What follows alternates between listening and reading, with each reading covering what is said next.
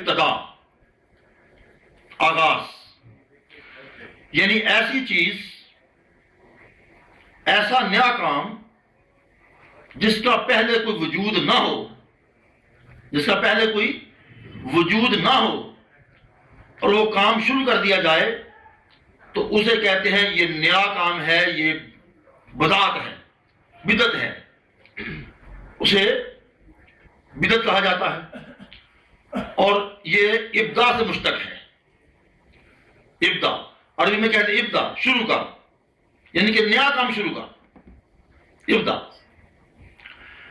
اب بدعت کی اقسام ہیں، جب تک کوئی شخص ان اقسام پہ غور نہ کرے، ان کو اچھی طریقے سے نہ سمجھے، وہ ایک ہی لاٹھی سے سب کو نہیں ہانک سکتا اور اپنی من مانی سے ہر عمل خیر کو رد نہیں کر سکتا۔ یہ جو میں نے بدعت کی تعریف کی ہے، یہ میری اپنی جانب سے نہیں، علماء لغت اور محدثین نے اس کی تعریف اپنی کتابوں میں رقم کی ہے، جس طرح کہ حضرت امام حجر اسقلانی رحمۃ اللہ علیہ نے اپنی مشہور تصنیف فتح الباری فی شرح البخاری میں لکھا ہے کہ ہر وہ نیا کام جس کی مثال کسی وجود سابق سے نہ ملتی ہو وہ بدعت ہے، وہ نیا کام ہے۔ اسی طرح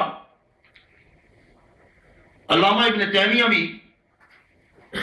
اپنے فتاوی مجموع الفتاوی میں لکھتے ہیں، فتاوی ابن تیمیہ میں لکھتے ہیں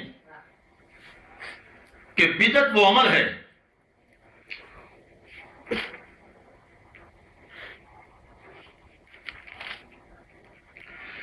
وہ لکھتے ہیں البدا ما خالفت الکتاب و سنہ و اجماع سلف صالحین، اور اعتقادات اور عبادات کا اقوال خوارج اور روافض والقدریہ والجہمیہ، یہ ان کی کتاب کے عربی الفاظ ہیں۔ وہ یہ کہہ رہے ہیں کہ کوئی نیا کام، کوئی نیا عمل جو قرآن و سنت کی مخالفت نہ کرتا ہو، مخالفت نہ کرتا ہو اور وہ عمل خیر ہے، ما خالفت الکتاب و سنہ و اجماع سلف الامہ، اور اعتقادات میں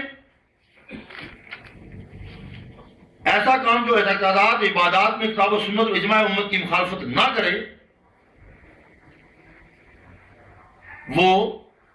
بدعت حسنہ ہے، وہ بدعت حسنہ ہے، بدعت ہے لیکن حسنہ ہے، بہتر بدعت ہے کہ مخالفت نہیں کر رہا لیکن ہے عمل خیر، بہتر عمل ہے۔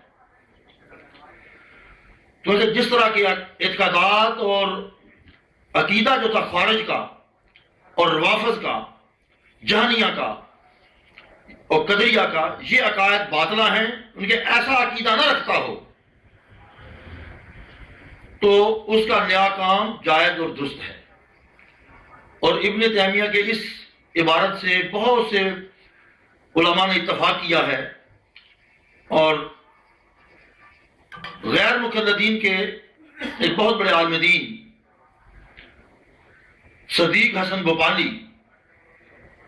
وہ اپنے مفروضات میں لکھتے ہیں، فرمودات میں لکھتے ہیں کہ بدعت وہ نیا کام ہے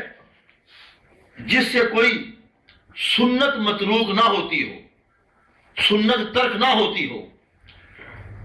جو فرائض و واجبات کے محاذی نہ آتا ہو، متعارض نہ ہوتا ہو، وہ نیا کام بدعت جائز اور درست ہے۔ ہر بدعت کو مطعون کرنا، اس پہ طعن کرنا، یہ جائز